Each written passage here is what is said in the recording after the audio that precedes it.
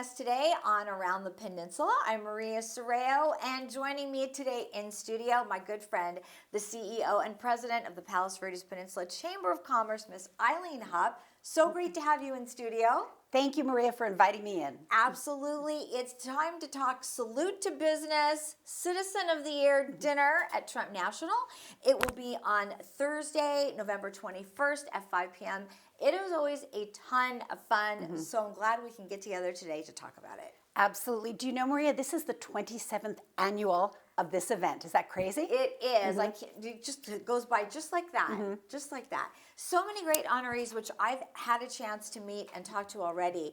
How do you select the honorees for this event? That is a great question, Maria. So we actually ask the entire chamber membership to submit nominations. So we just say, email us, call us, whatever's easiest. Tell us about the businesses that you know who are members of the chamber, your fellow chamber members who have exhibited excellence in business. Maybe it's the best new business. Maybe it's which of our nonprofits you feel deserves recognition as the nonprofit of the year.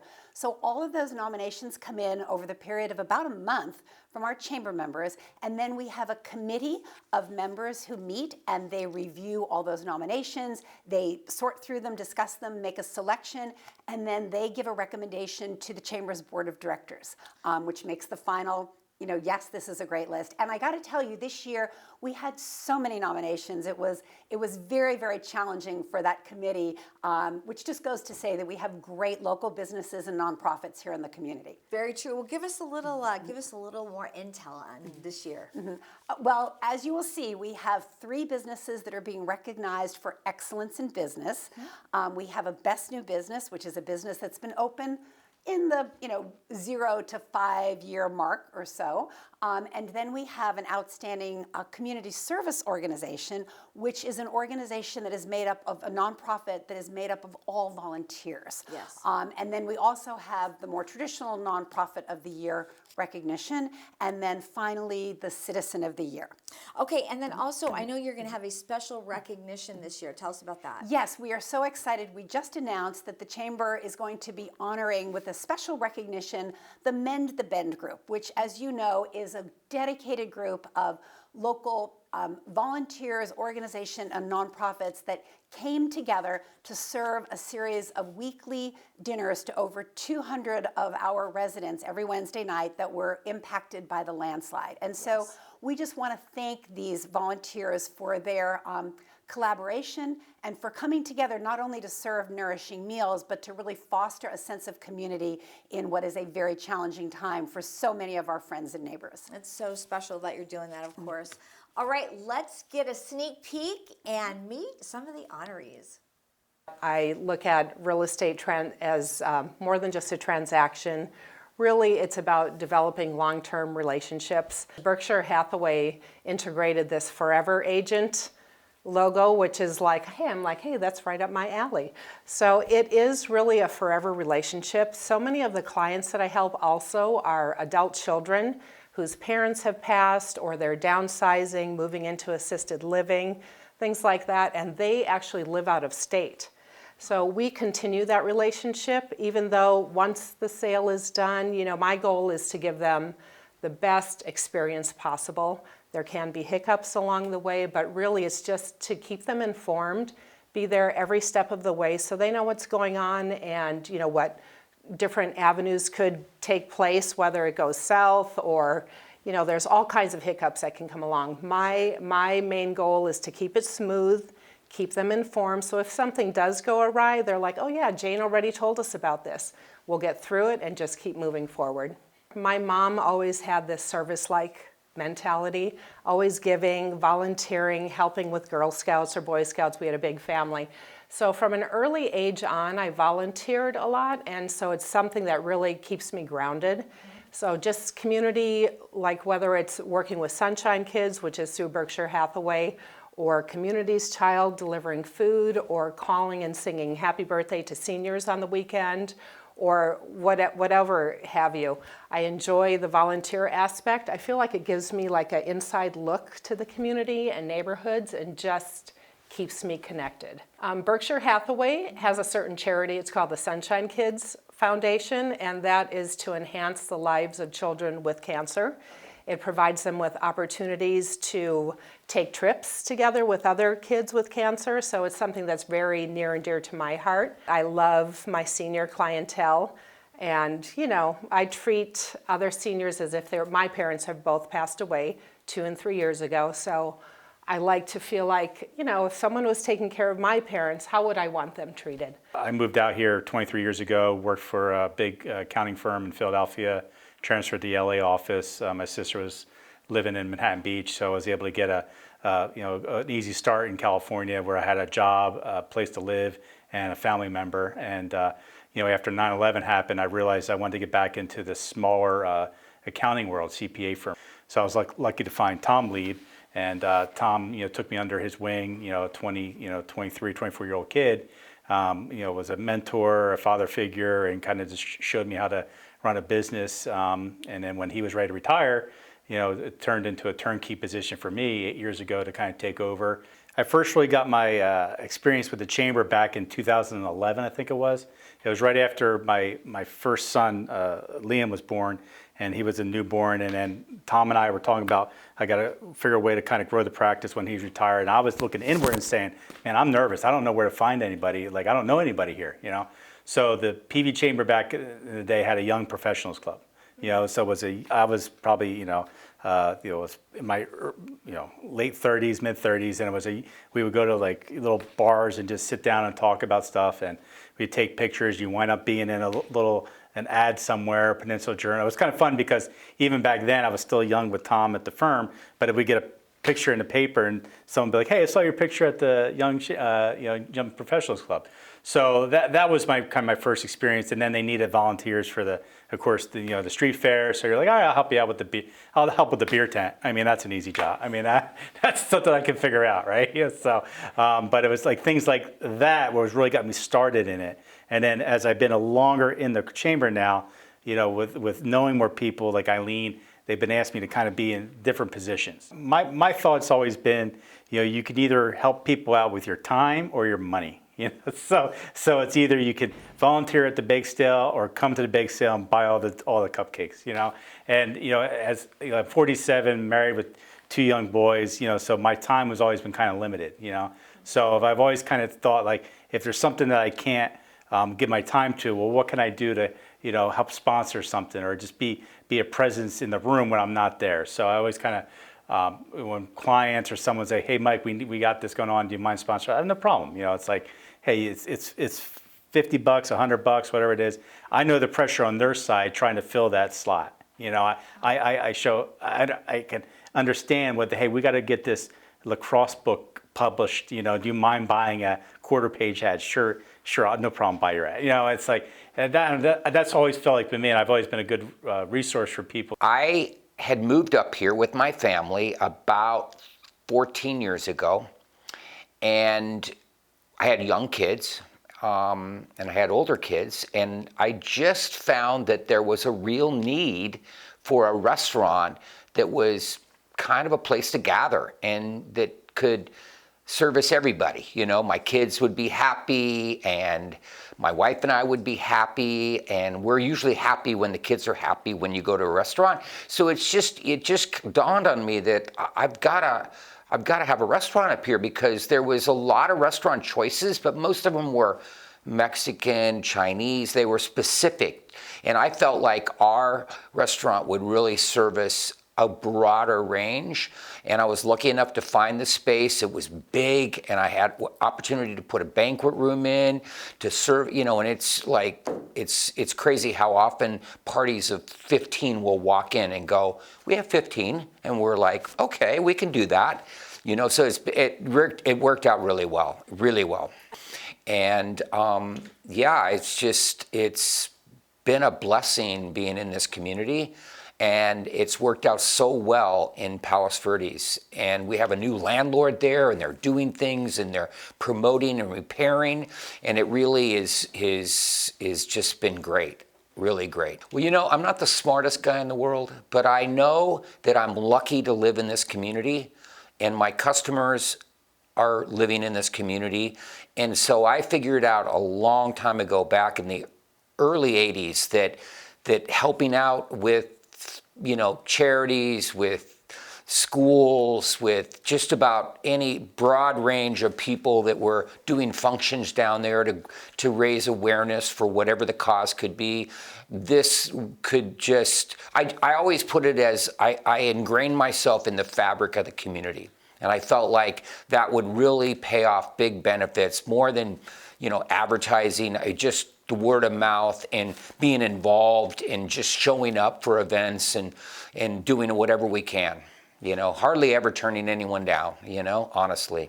We have a lot of local, regular customers that come in, multiple days during the week, or people on the weekends that come every Sunday. They know everybody, and it's kind of like a Cheers in our restaurant. When I take weekends off and we have friends in town, we always go to Good Stuff as customers, and it's great. And honestly, I haven't gotten tired of the food in 45 years. So, maybe it's just my taste buds are molded towards the Good Stuff flavor a bit. I really enjoy my restaurants, and I'm so blessed to be sitting here, being honored for this award. 45 years in this business, and it's humbling. It really is. It's by the grace of God, trust me. We're a personal training studio that uses biohacking technology to help our clients achieve their goals. So the biohacking phrase basically means the most safe, the most efficient, and the best way to do your strength training and your cardio training. The coolest thing that we do is using our ARX machines. And those get you all of your strength training done in just one workout per week. So it saves a ton of time, number one. Normal people are busy people.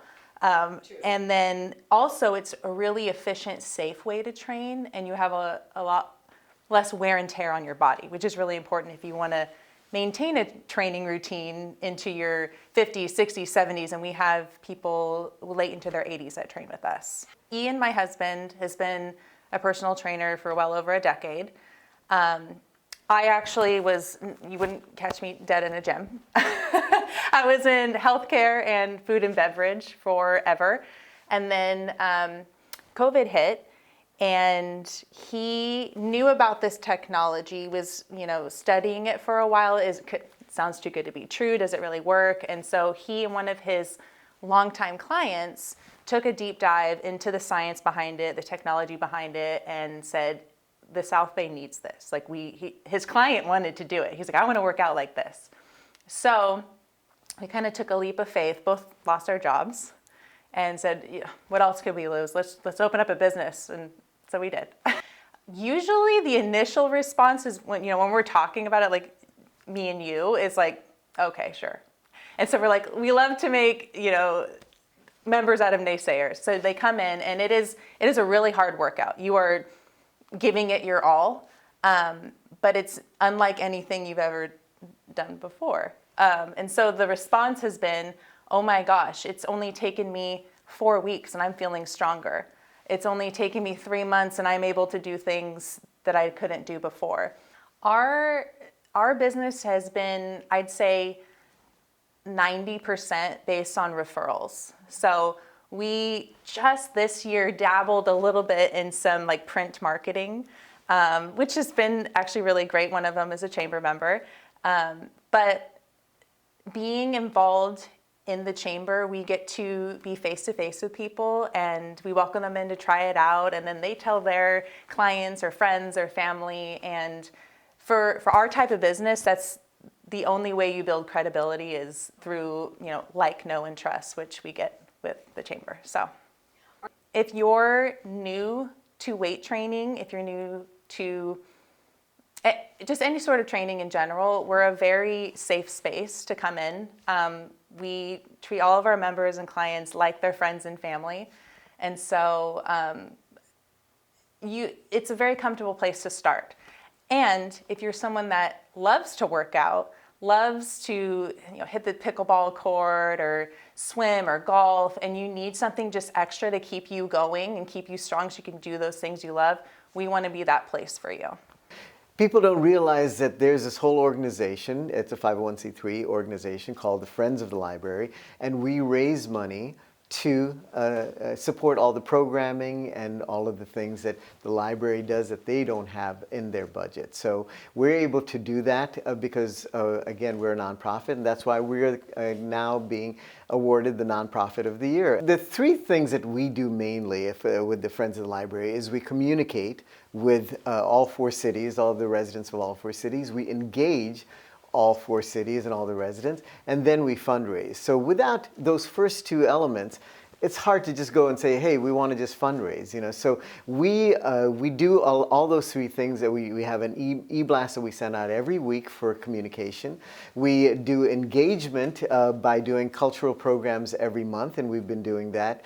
And then we have ways to support the library. There are 7 different ways that we can support the library. One of the ways is that we have 2 bookstores, one of them at the Peninsula Center Library and the other at the Malaga Cove Library.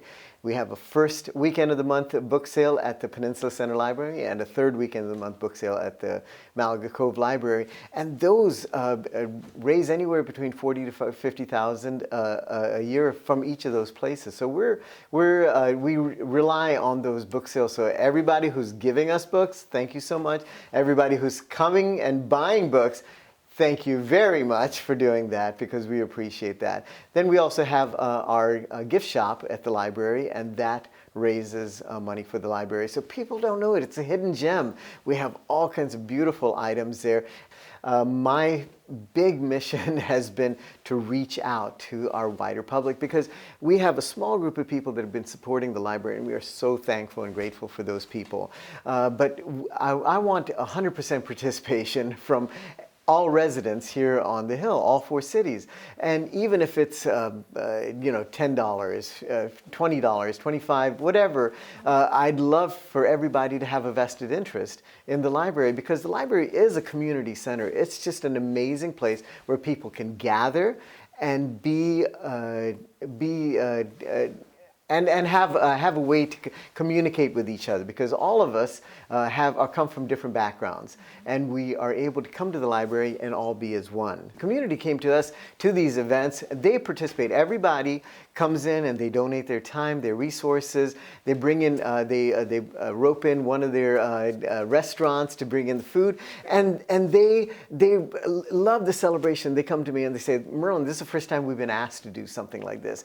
And that's the whole thing, asking. And that's what we do. We're asking our community to get involved. And once they know that they can get involved, then we'll ask them at some point in time to also contribute to us, because we want them to be actively involved in that. But you know what? They need to feel that this place is someplace that is for them, and that where they are able to be themselves, they be comfortable, they can celebrate themselves being Americans, as well as their their heritage that brought them here. We've had standing room only crowds from the beginning itself. The place seats 100, and we've just had standing room crowds. It's been amazing. And 1 or 2 families take on these cultural programs, and then they rope in all the other people. And we're just so glad that everybody is so willing to help and to support. And so that excitement is what has gotten the attention of everybody in the community. It's an organization that's been around actually for 54 years, long time. And primarily what we do is we raise funds and we volunteer, trying to promote, our mission is to promote music and the love of music and the appreciation of music from a very young age to our senior citizens. And that's really been what we've been trying to do since the 50s. We have a program called Concert Coaches, and we allow our seniors in the community to go to the LA Field to hear performances at a very, very reduced cost. Janice Hahn very graciously donated 8 buses for us this year. It's just really cool to be part of that. We raise funds and gift money to all of our schools' music programs that are middle school through high school. Okay. And we started out just in our local communities, and now we're branching out, and we're starting to offer things to areas, Long Beach, San Pedro, greater LA community. The LA Phil itself has all these really fantastic music education programs for children. So one of the programs is called Youth Orchestra LA. It's called YOLA. And they basically foster 1,700 children, and they start at the age of 5 and they go all the way through high school. They're given a free instrument. They're given intensive instruction. They're taught to be composers. They travel. They travel all through Europe at certain times of the year, and they're very, very accomplished musicians. But it takes money. So that's what we're about. We fund that. They have other programs that they do, Symphony for Schools. It's a really intense week of music. They bus kids in from all over the greater Los Angeles community, and that's 15,000 children every day, and it takes so many volunteers. And it's really inspirational for me. I mean, I joined 2 years ago, and I joined basically just to be with girlfriends and volunteer and do that. And then I started going to these things, and now it's like my passion. I wish everybody could see what he is doing for inner city children that are, really overlooked, and they don't have the money, they don't have the exposure, they don't have the experiences because they're in really poor school districts. But we can help, and that's what we're trying to do. Our mission is to promote music, and a lot of our members are ex-music teachers. We are almost all teachers in some capacity. We've all been teachers in some capacity. We have a lot of women that are musicians in their own right.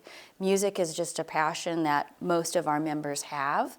And so being able to promote that and to introduce it to really young children, being able to assist our seniors to get them to those concerts that they can't get to on their own. I mean, it's really powerful. The Palos Verdes Peninsula Chamber of Commerce is proud to announce a special recognition this year for a dedicated group of volunteers, restaurants, and nonprofit organizations who came together as the Mend the Bend group. This dedicated group of individuals served nourishing meals to over 200 families for 6 weeks in a row. These are the families who were most impacted by the recent landslide situation. We are so honored to recognize these dedicated volunteers who served nourishing meals, but more importantly, brought people together and fostered a sense of community in these challenging times. This year's Citizen of the Year is Robert Medawar. After receiving degrees as both a horologist and gemologist in Switzerland, Robert moved to the beautiful Palos Verdes Peninsula. He started his retail operations about 40 years ago and now has the beautiful store that we've all known and loved, Medawar's Fine Jewelers. But in addition to that, Robert has been incredibly involved in numerous community and law enforcement organizations over the years. He served for 2 years as president of the Palos Verdes Kiwanis Club. Back in 1985, he was recruited by the Palos Verdes Estates Police Department to serve in their Reserve Corps. In 1987, he received his certification as a reserve officer for the Palos Verdes Estates Police Department, which he has continued to serve in that capacity for 37 years. He also has been a member of the Peninsula Community Church with his wife Sheila and 2 daughters for over 40 years, where he has served on the board of elders. In the early 2000s, he graduated from the second class of the Drug Enforcement Agency's Citizen Academy and was asked after completing that course to serve on the Board of Governors for that same organization. He has also served the City of Rolling Hills Estates on the Traffic and Safety Committee, the Parks and Activities Committee, and he's currently chair of the Planning Commission. He also supports, over the years, as we all know, numerous of our nonprofits with very generous donations and support. It's always so much fun to sit down with the honorees, Eileen, and really get to know them. And you guys always just do such a fabulous job in selecting people. So congrats to that. Thank you. Of course. And you're going to learn a lot more about them at the event. This is a fun event at Trump National Golf Club on Thursday, November 21st. How can we get tickets, Eileen? Thank you, Maria. So tickets are available online on the Chamber website, or you can call our office and we'll be happy to help you over the phone. We also have the opportunity for people to have a congratulatory ad if they'd like to give a special shout out to one of the honorees. That's information's on our website. And we have a wonderful opportunity drawing. So we're very excited about that. So multiple ways to support the event, the chamber and our local businesses, but also to just give a great shout out to these honorees.